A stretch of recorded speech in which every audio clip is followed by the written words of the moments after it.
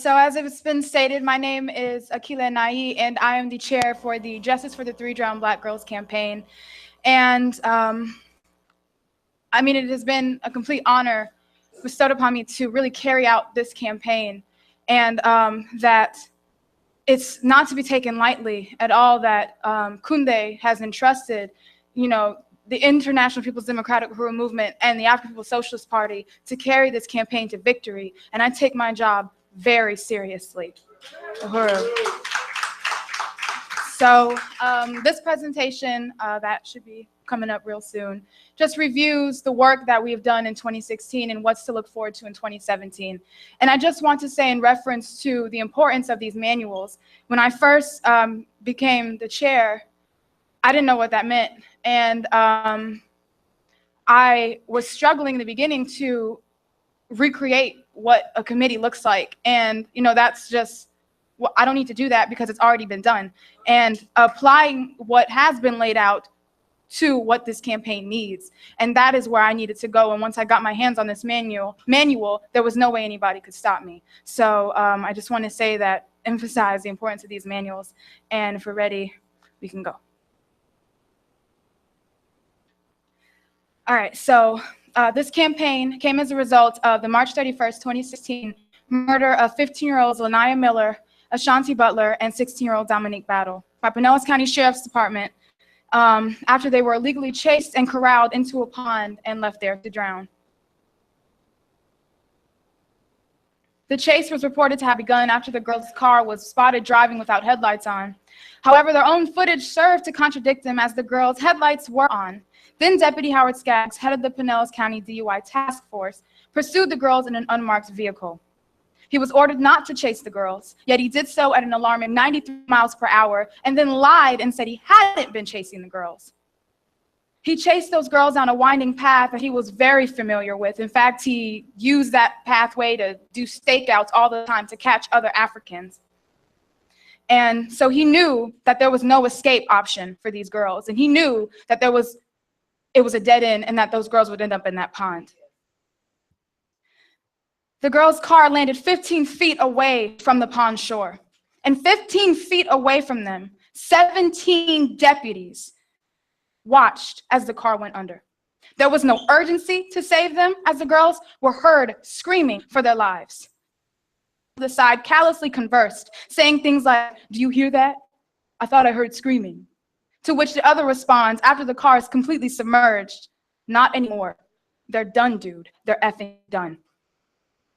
These were 17 deputies trained as first responders. And if you don't know what that means, here in the state of Florida and Pinellas County, they are trained to go into the water. Their vehicles are equipped with floating devices.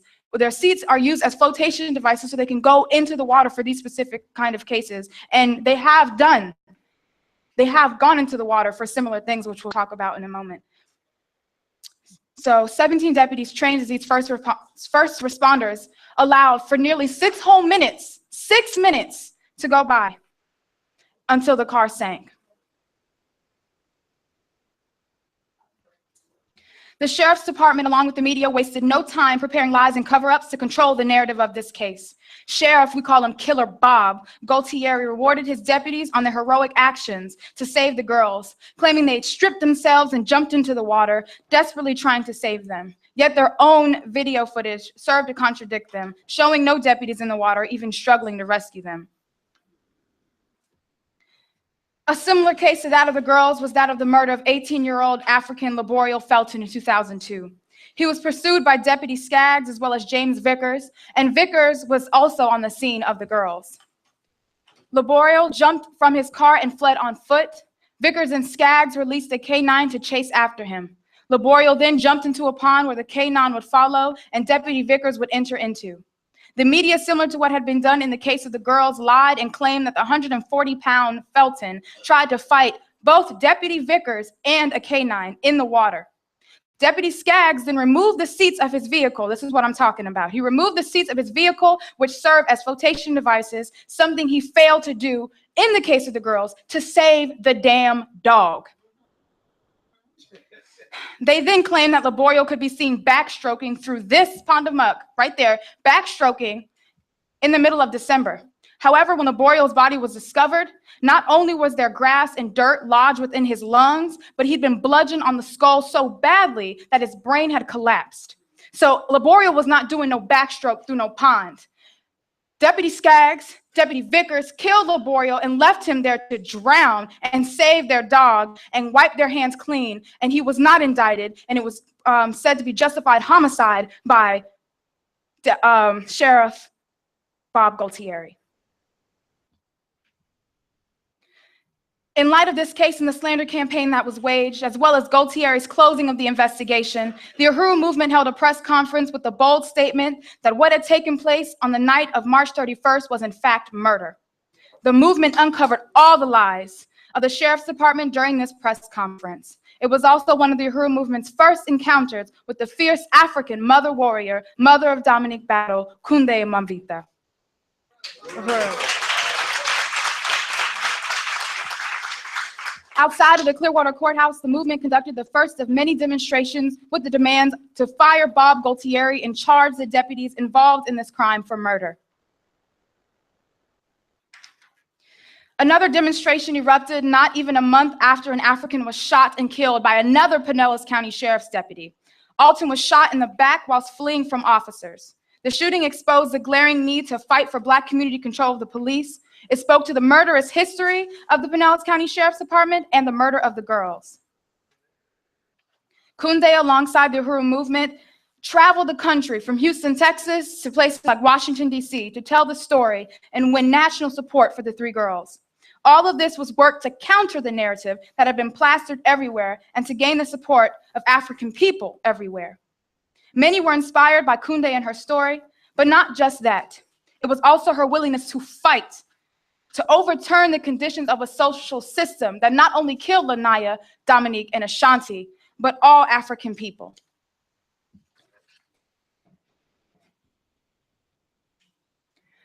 Throughout the month of July, comrades from across the world, Stockholm, Sweden, the Bahamas, Sierra Leone, the UK, and various places around the US came to St. Pete for the Cadre Intensive of the African People's Socialist Party. During this month, comrades hit the streets doing mass outreach and distributing 10,000 flyers on the case of these three girls. At a protest in Tampa, Kundè fiercely spoke about the case and the need for African people to rise up and fight back. However, this message did not fare well with the white leftist organizations present.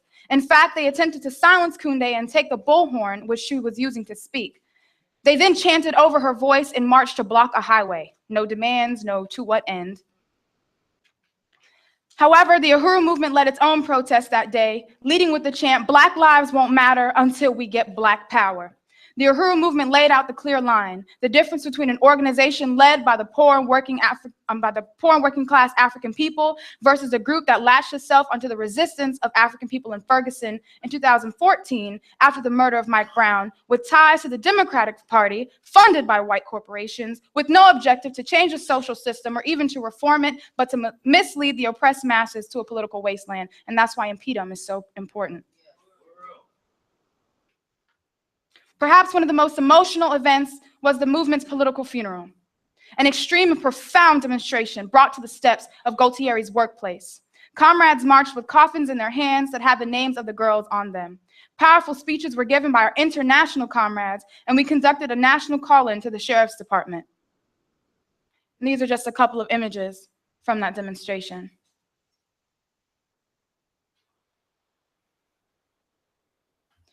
On August 27th, the Uhuru movement hosted Dominique Battle's Birthday Blitz, an event celebrating 17 years of life for Dominique.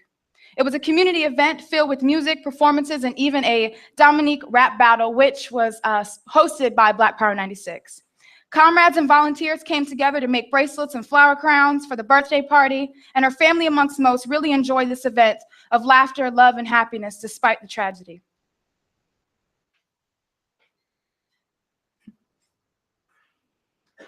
On September 17th and 18th, the case of the three drowned Black girls came to Ferguson, Missouri for the 25th annual Impedum Convention.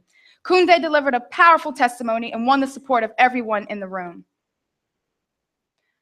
And from this historic convention, the 3DBG committee was formed. And when I call your name, I just want you to stand, and I just want comrades to give these people a salute. Secretary Casey Mackey in Boston. Oh, sorry, she's getting ready, y'all, but clap for her. Also, she's not here with us. She's been with us for the past 2 days, but she is not here today. LaTanya Givens, who is our Treasurer and Economic Development Coordinator. Okay, legal attorney Aaron O'Neill, who is out in Washington, D.C. Our propagandist, Sen Maruyama, Huru. And if you haven't seen propaganda from this, yes, you have. It's all on our buttons. It's on every piece of literature that we have, our t-shirts. She's just an extremely talented comrade. I'm so happy to have her. And this comrade, she won't be with us for much longer, but I really want to express profound appreciation for the African People's Solidarity Committee Chair, Penny Hess. Uhuru. She was supposed to be the writer for the narrative and wound up taking on a bigger role and has been assisting on the campaign really as an advisor for many different areas of work in which she has had obviously many years of experience, and she's just, giving me, just guiding me through this process and really fighting for the 3DBG and lighting the fire under my behind to fight for this campaign. So I really appreciate Penny Hess. Our social media coordinator, she also isn't here, but I know she's online, Jainaba Uhuru. And we cannot forget the face, the woman that makes it all happen, Miss Kundè Mwamvita Uhuru.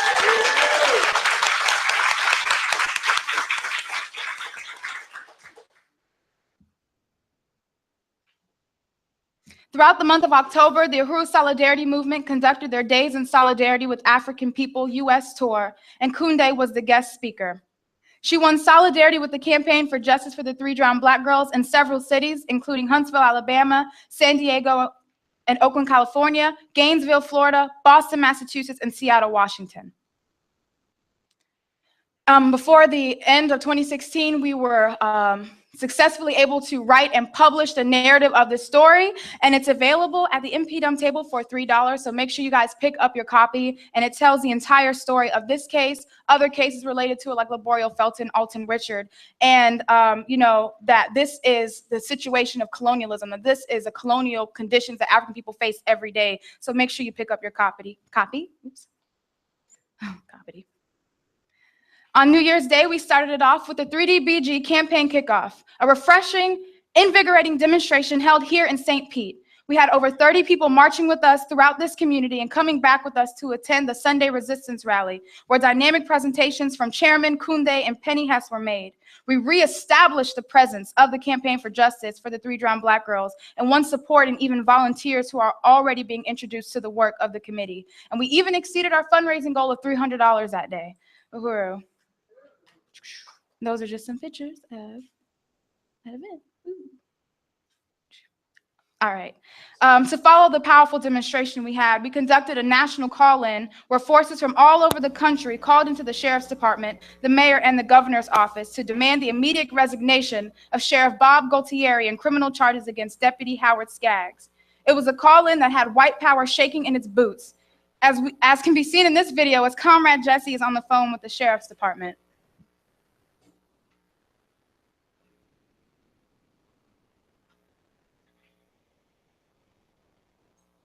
Right there.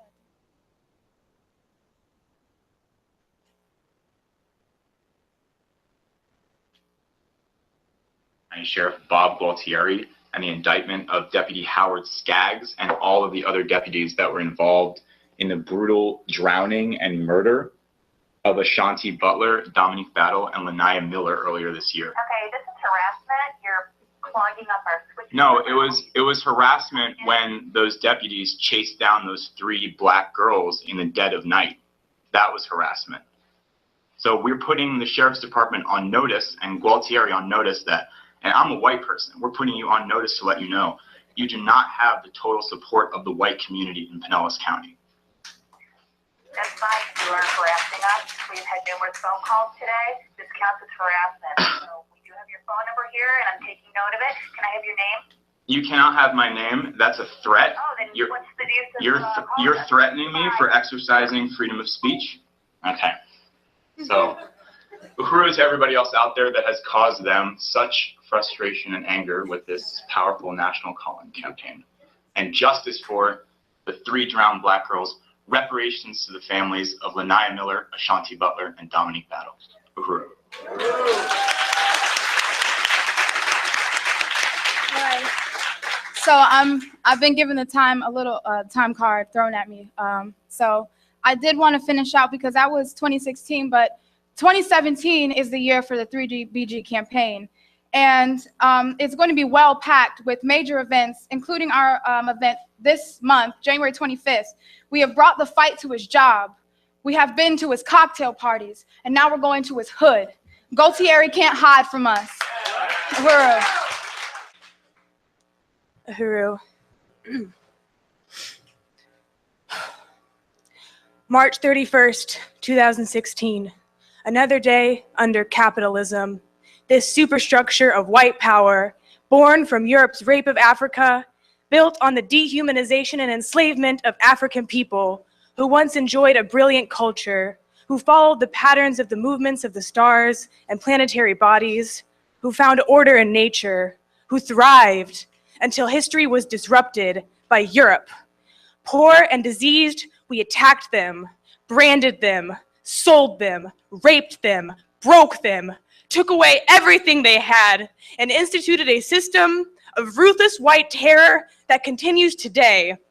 Unprecedented acts of violence drawn out for days, weeks, years by regular white people, white lynch mobs, white armed militias, the military, the police, armed to the teeth like a robot, no spirit, no regard for human life. My people have done this and do this, enjoying the terror we inflict. That's our legacy that we must face. And on March 31st, white thug Howard Skaggs and his gang of cops hunted 3 African girls, chased them in an unmarked car at 95 miles an hour in the dead of night, terrorizing them, corralling them down a one-way road into a graveyard pond, smashing the back of their car into the water. I would be screaming for my life. I can't imagine the terror. This was more than murder. This was long, drawn-out torture. The girls drowned and screamed for their lives, while their killers just watched and played deaf. Mission accomplished. They said they're done, dude. They're effing done. Making it a mockery, making it a game, like the carnivals white people had when we tortured African people. I can't imagine the sheer terror, fleeing for their lives from this menacing hunter, chasing them down at the speed of light. I can't imagine what it's like knowing that you're being murdered, that they don't care, by these thugs who are defended and loved by whites, who kill African people not once, but twice. They kill them in cold blood, then they kill them in the news, dragging them, criminalizing them, telling us why they deserve to die, why their families deserve to suffer, convincing the masses to take the side of their killer. White people always side with the cops against African people, every time. And when they killed Dominique, they called her mom a bad mom, the mom whose name was tattooed on her, the mom who worked day and night to be the best mom to a beautiful girl who loved her family and loved her friends. A mom those pigs surrounded, 15 men with guns saying, "Oh, she's dead," and lied to her. We didn't chase her, we didn't chase them, we didn't chase them, and the other girls, oh, they're dead too. No remorse, cold-blooded, and people still want to take their side. Believe them, that they did everything they could to save them, they did everything they could to murder them. Those who dare to believe they weren't murdered take the stance of the coward. Time after time, police lie. Sheriff Killer Bob Gaultieri hid it in the dark like a coward, said no murder here, and this guy I DJ'd with, DJ Won't Pay Reparations, took this killer's side. Even claimed they were joyriding, happily joined in the slander with white colonial media when it kills the press not once but twice. People ask, why did they chase them? People say they stole a car. I say the police murdered 3 African girls. People are looking for a reason why. The same reason why the same Howard Skaggs hunted an African boy into a pond to drown and saved the police dog and lied about it all. I'll tell you why. The police are doing what they're meant to do. Hunt down and murder Africans. Rip their families apart, brutalize their communities, steal their children's futures, chain them like we chained them 600 years ago, the police against Africans, the U.S. military against the world, with the complicity of the white population, in exchange for our safety and freedom? Safe from what? Who is free? Who is content in this vapid dying system where we feel rushed and miserable and always worried about money? You want the rest of the world to suffer so we can have all this stuff we don't want? More and more people are shooting up and getting wasted to escape this brutal reality. But white people, we have to stop escaping and face it head on. We need to say to ourselves, the police murder African people in my name. The police carry out colonialist terror in my name, rooted in slavery, stealing countless African lives. The blood of those girls and all Africans killed by white powers on our hands. Imagine what the world would still be like if we still had Dominique Battle, Lanaya Miller, Ashanti Butler, Terrence Crutcher, Sandra Bland, and the brave warriors Corinne Gaines, Cosmo, Micah X. Johnson. Don't you want that world? Don't you want to fight for that world? I want to fight for that world. And Kundè says what they did in the night will come out in the light, because African people are fighting to be free. African people have always fought to be free. They will have justice. They will take back their power, their culture, their land, their future, and create a society without oppressors and oppressed. No more teenage African girls drowned. No more Africans gunned down in our name. No more grieving mothers. The line has been drawn in the blood of African people. What side are you on? My white people, get on the forward side. I want you to fight with me. If you are serious about overturning the system of slavery and genocide and getting on the right side of the question, let's talk a Huru solidarity movement. This is the real deal. We do reparations. Reparations is to repair. Reparations to heal the damage we've done. Reparations must be for revolution. Reparations now! Reparations now! And I just wanted to thank the African People's Socialist Party so much for creating the African People's Solidarity Committee and a Huru Solidarity movement. After everything my people have done to your people, and you still objectively understand that there's an objective benefit to showing white people our way out of this horrible system. And to all my white friends that I'm gonna send this to that aren't ready to join, I need you to join a Huru Solidarity with me. This is the only organization for white people, because feminism is a dead end. LGBT rights is a dead end. I need people in my life that are willing to help me get free, because Africans are fighting to be free, and they have given us a door so that we can be free too, and we should be banging down that door. Uhuru.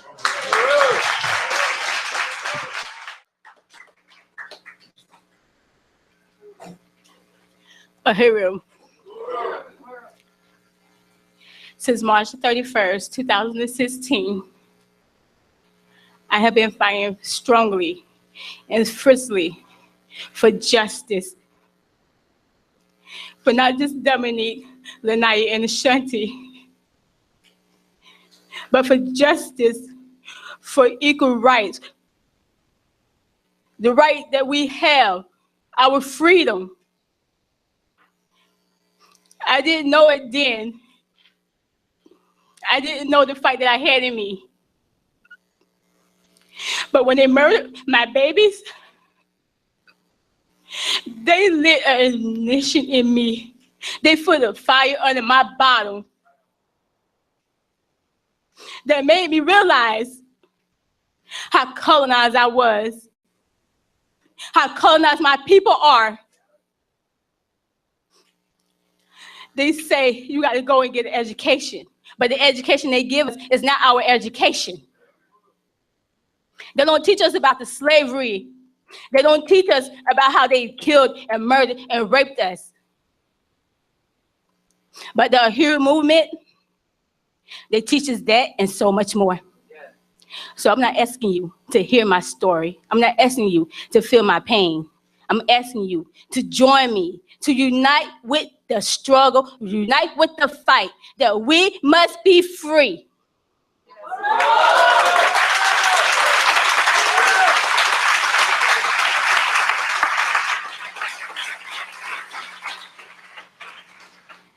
If I, a single mother with 5 children, could quit a job and come work for our people, then you can too.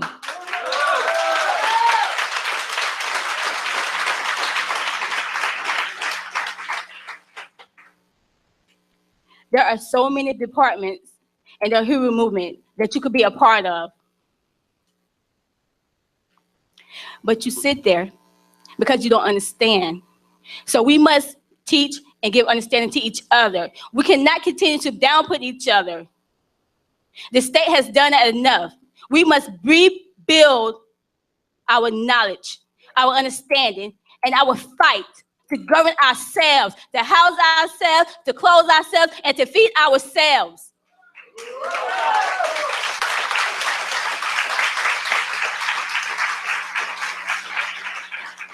I'm asking each and every one of y'all to join me. Help me build a one nation, one marketplace next door to the Hero movement. Help me to get our people to understand that they are colonized and that it's the state that we must overturn, this colonial parasitic state.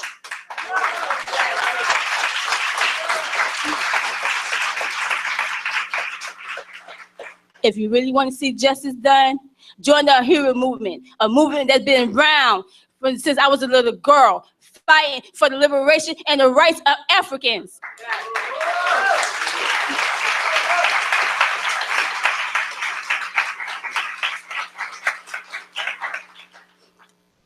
Our birthright, our birthplace is Africa.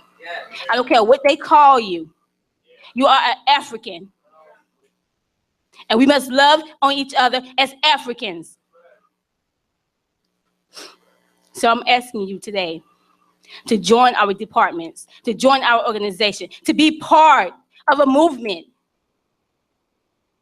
that is not only going to save your life, but it's going to make sure that you don't have to be out here asking for handouts. You don't have to go to the state asking them to feed you, because you'll be able to feed yourselves and your fellow man, and tell them to let our prisoners go.